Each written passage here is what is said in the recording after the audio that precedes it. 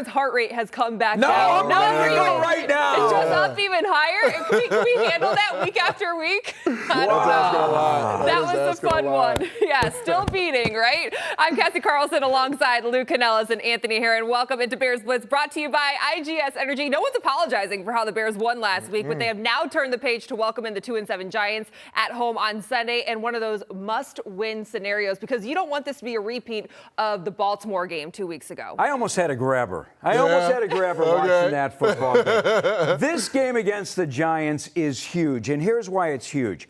Because, number one, you should win this game. The Giants are 2-7. They lost their two top playmakers out there. Number two, if you want to keep pace in the NFC North, just keep an eye on what the Packers, Lions, and Vikings are doing, because it's all bunched together.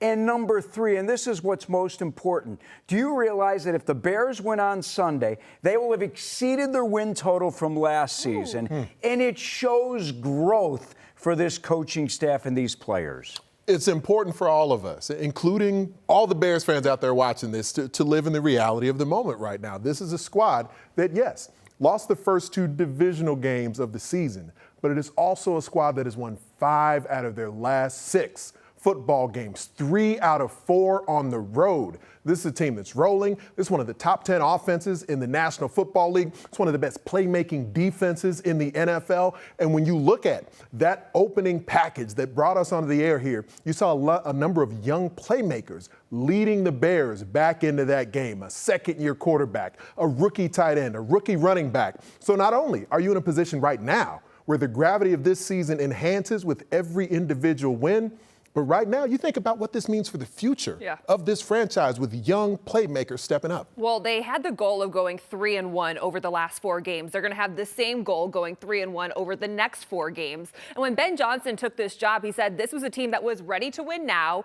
if they were able to put in the work. And after winning in different ways, they are now trying to find their killer instinct in the second half of the season. I think the number one thing was just how resilient we've been throughout these games. You know, brought it up to him when I first came in, just this particular team in years past would find ways to lose games, and now we're finding ways to win games. And so I think they're looking to change that narrative, and now that we've done that, we've got to continue to develop that killer instinct. Really enjoy winning, and so we want to keep that going. So we got to find ways to be the same team each week, and find ways to get better from that. After we come out victorious this week and do everything right, we focus on next week and trying to be 1-0 that week. We do that again, and we keep that going. We keep that mindset going of trying to go 1-0 and coming out victorious each week. And Caleb Williams said that everything they still want is right in front of them if they focused on that process-oriented week-to-week basis, going 1-0 each weekend.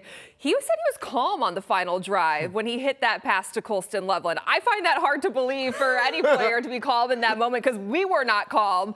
But you've seen growth in Caleb Williams over the first half of the season. What does growth look like in your eyes over the second half, Lou? Well, he's been most comfortable in the most uncomfortable times of a football game.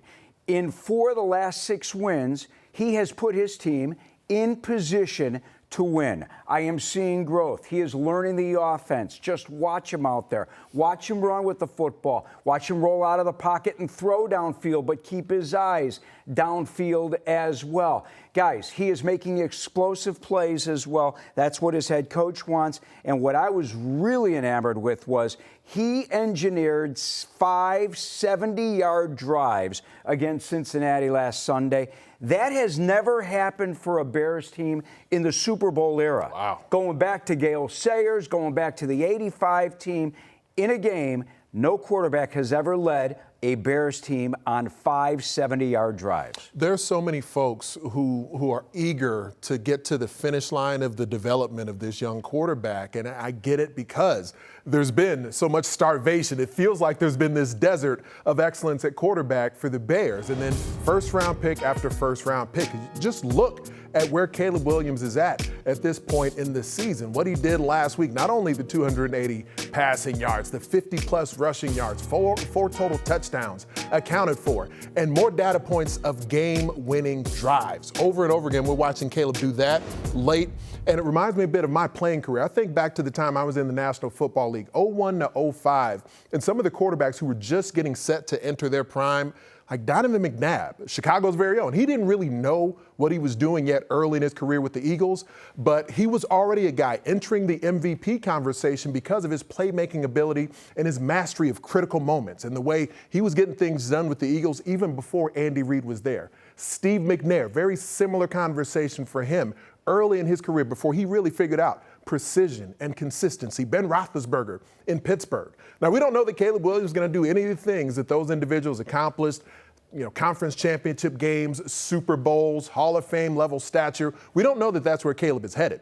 But right now, trust me when I say, as an old defensive lineman who's been in a bunch of meeting rooms evaluating young playmaking quarterbacks and game planning against them, every defensive coordinator who prepares for this version of Caleb Williams, decisive with his arm and his legs, there are nightmares that they're having about them. The way he's playing is absolute nightmare fuel to prep for. Well, and the quarterback's best friend to open up the passing game and what he's able to do with his arm and his legs is the running game being ineffective. Yeah. And without DeAndre Swift, we saw Kyle Monangai rushing for 176 yards. You're looking at the Giants, who have a daunting defensive line on paper. You have Brian Burns, Kayvon Thibodeau, you have Dexter Lawrence, Abdul Carter, but they have the 31st ranked run defense. And we thought both running backs were going to be available going into this game. Now there's a question mark that comes along with DeAndre Swift because a personal reason popped up on Friday. So he's listed as questionable heading into the game. But if both backs are available, how do you foresee this run game looking with two different styles? I'd like to see it 50-50. Let's see what happens in the first half using each guy as much as the other guy. And if one gets hot, roll with the other. Don't forget, before DeAndre Swift started to feel that groin injury that was coming on, and it really affected him in that Ravens game. Let's remove the Ravens game. 2 games before that, he had a $124 against the Saints. Right. He had 108 yards against Washington, almost 8 yards a carry, 6.5 yards a carry. He was running the football well, and I know you guys had a chance to chat with Eric Bieniemy yesterday. And Bieniemy, who's been working with running backs for 25 years in football, Big A, said, hey, sometimes it takes a little time for the running backs to learn the scheme, to learn how to execute the play, and that's what's happening now with the Bears. And you're seeing with both backs the production that's been there with both Swift and Monangai and this offensive line, the way they can control the action. And when you can do that, when you can force the opposing defense to honor your run game, you can get guys on their heels, and man, where there's some mammoth blocks from that O-line up front, moving defenders against their will. When you get that, and you get backs running north and south, getting them downhill, it's a great, I'm not even going to call it a problem. It's just a great situation to be in for Ben Johnson, Eric Bieniemy, to be able to factor in which guy do we really give the rock to. It can be 50-50, 60-40, 66-33. It doesn't matter because both guys, from a running back perspective, have been immensely productive. Well, and Ben Johnson talked about it on Friday, saying that he doesn't necessarily go into a game saying he's going to get this many carries, he's going to get that many carries. He does it by series, and he might have some plays that he calls to a specific guy, and then maybe as the game goes, he sees who has the hot hand, and that's where he'll rely on Eric Bieniemy as well. Colston Loveland, finally, not only the game-winning touchdown, a 2-touchdown game, and I feel like there was a collective sigh of relief among Bears fans, and probably the tight end himself, because the chatter got pretty loud with him being a top 10 pick. Do you see more opportunity for him to get involved this week? And I think the pressure's off of Ben Johnson, too, because Ben Johnson was the man who led that pick at number 10 for Colston Loveland. Something you said that I thought was really interesting during CST this week. You said that Ben Johnson told the media in a press conference that he was waiting for the right time to hunting for it, to throw, to have Caleb Williams find Colston Loveland in the middle of the field. That play at the end there where he broke the 2 tackles. Listen, I think it's Loveland's time to grow, but I went and I looked back at Sam Laporta's numbers in his rookie season, the fighting tight end in Detroit, and it was consistent all year long. Once Laporta got going, it wasn't like they started throwing to Laporta 10, 15 times a game. I don't think the Bears throw to Loveland 10, 15 times a game. I don't think that's to any receiver in this Ben Johnson offense. Right, and when you think about it, we come out of a game where Roma Dunze had 3 targets and 0 catches. DJ Moore has certainly stepped forward and had more opportunities here in recent weeks. Luther Burden, hopefully he's healthy going into this game. He's still a guy who's got some breakout in him, and he was starting to become a bigger part of the offense before leaving with the concussion a couple of weeks ago. So there's so many playmakers. A lot of mouths to feed, as Ben Johnson has told you guys when you're over there at Hallis Hall. So it doesn't really concern me. It was nice to see the one huge breakout game for Colston Loveland. I think specifically the red zone is where I wonder if he can be a weapon down there more consistently than anywhere. But we talked about that last week. We did. We let the folks know what was coming. You got to tune in for Bears Blitz. We'll let you know what's happening. Well, Colston Loveland said today, this week, I talked to him one-on-one. He said, I wish you guys could be in an offensive meeting with Ben Johnson because the way he's so detailed and how he's game planning, it's not who's going to get the most targets and who do we want to target. It's how can we exploit the defense we're going against. So it's not one player in particular. It's the way he looks at it holistically is pretty impressive to the rookie. Quarterback, I think's, a good young quarterback. I mean, I think he's doing some really good things. I think he sees the field well. I think he does a good job of being able to get the ball out of his hands at times, and then yet when he doesn't like what he sees, he's able to create with his feet. So I think that'll be a big challenge for us. Brian Dable made a quarterback change week 4, benching Russell Wilson for rookie Jaxson Dart. And since then, Dart has this offense averaging 24 points per game. He has 15 total touchdowns for a defense that gave up nearly 500 yards of offense last week. What kind of challenge does Jaxson Dart present despite not having his top 2 weapons with Neighbors and Scadaboo? Well, you just talked about his athleticism. All right, his mobility out of the pocket is a factor as well. But he's only started, now remember this, folks, 7 games in the NFL. And when you compare him to Joe Flacco, who had been in the league 18 years, all right, who had over 200 starts, who had T. Higgins and Jamar Chase, I look at this as a more manageable situation for this Bears defense with T.J. Edwards or without T.J. Edwards. T.J. Edwards will be out for the game. My concern is because then immediately I know fans over there are watching Big A and they're saying, well, then blitz the heck out of him. If you look at his numbers against the blitz this year, he's been pretty good. He's completed 67% of his passes and 6 touchdowns. But he's thrown 3 interceptions. Right. So he does have that knack to sometimes maybe throw it in the other one's hands. It's one of the superpowers of Dennis Allen is that he's not a coach who looks to blitz you every single snap, but as the pass rush has been less successful than the Bears had hoped for this year, we've seen the uptick in his blitz percentage throughout a lot of the season. But now Montez Sweat has started to come to life a little bit in recent weeks, so that's been nice to see. But not only no T.J. Edwards, but then I know there's been a lot of discussion about Dayo Adangbo and not having sack production there, but he's been a big part of the Bears' run defense and some of the growth that we've seen there in recent weeks. So now you're going to have new individuals up front. But specific to Jaxson Dart, they're still going to be timely with the way that they attack him with the blitz, but it's just not something they have to do on a regular basis. But as a young quarterback, there is that potential that the Bears, as they're timely with the blitz, and especially we saw C.D. Deuce, he was able to get home for a sack in his very first game as a member of the Chicago Bears. So hopefully you get that as a fill-in for Kyler Gordon's role as a guy who can not only give you coverage, but give you some rush from the second and third level. I do want to bring up T.J. Edwards because you mentioned it. He is going to be out for this game as he is dealing with a hand and a hamstring injury. Ben Johnson said that he actually had surgery on a fracture in his hand, and it's not keeping him out. It's the hamstring that's keeping him out when he dealt with that earlier on in the season. The Bears did trade for Browns edge rusher Joe Tryon-Shoyinga to add depth to their defensive line. Was in Cleveland, only played 31 snaps so far this season, but playing behind someone like Myles Garrett.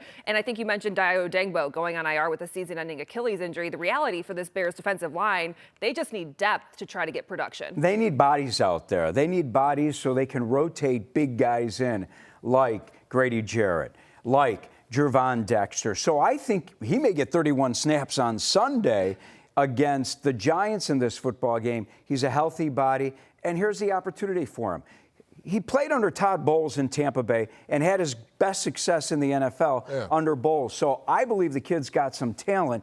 Given the opportunity, here it is. A talented physical specimen. I called a number of his games when he was back in college at Washington. He was just going by Joe Tryon back then. He's now added the Shoyinga to the way his last name is hyphenated as well. But a big physical specimen. He's pretty physical at the point of attack, and he's got some pass rush ability. It just hasn't shown up consistently in the National Football League yet, but he's got those first-round traits. There's a reason that he was drafted in the first round of the NFL draft. So that potential is there, and like you mentioned, he doesn't necessarily need to step in here and be expected to be some kind of big-time sack artist. You do need him, though, to be able to be formidable and help to put the opponent into some predictable downs and distances. That, to me, is where it makes more sense, because I don't see Austin Booker at a point in his development yet where you say that's our every down defensive end opposite Montez Sweat, but he certainly showed that he can be a part of ramping up that pass rush. We're going to call him JTS. It's just easier to say, right? It was like, thank goodness.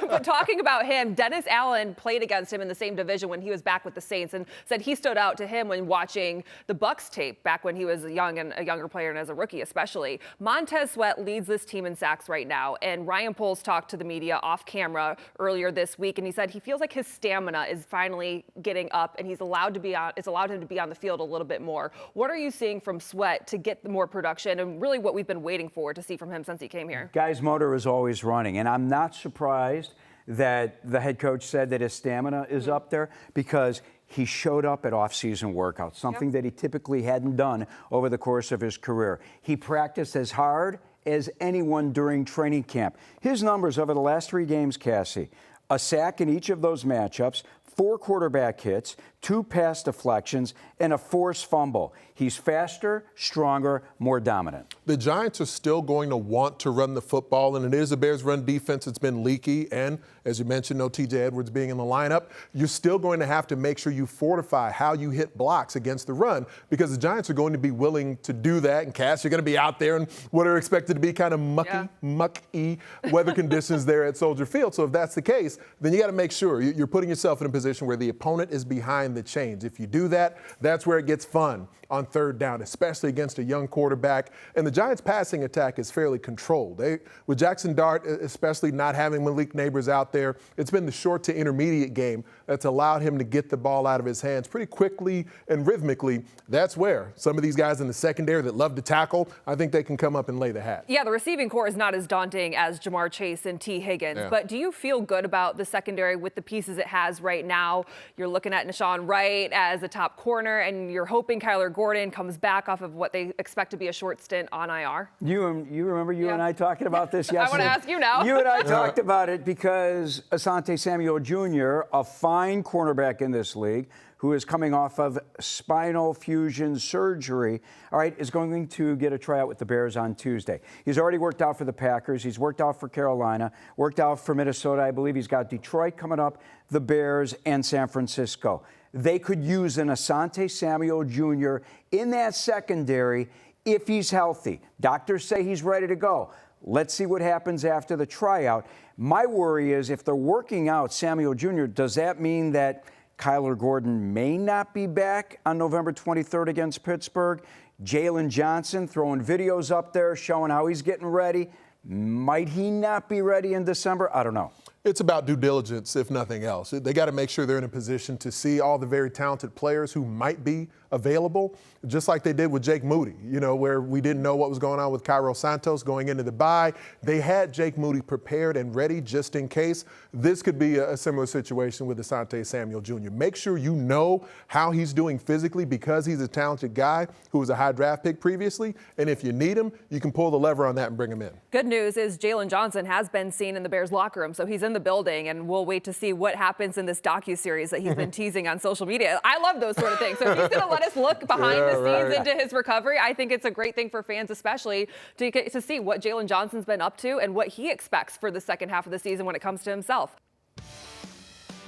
Your player to watch is brought to you by IGS Energy. It's Big Ant's turn. He's looking at Tyreek Stevenson. And I really feel like this matchup will suit Tyreek Stevenson really well, because the Giants aren't interested in throwing the ball over your head that often. We're going to see a lot of Wan'Dale Robinson on short and intermediate passes. Tyreek Stevenson will have an opportunity to come up and lay the lumber. All right, Big Ant said he wouldn't do a cartwheel, but he did say he could do a front handspring.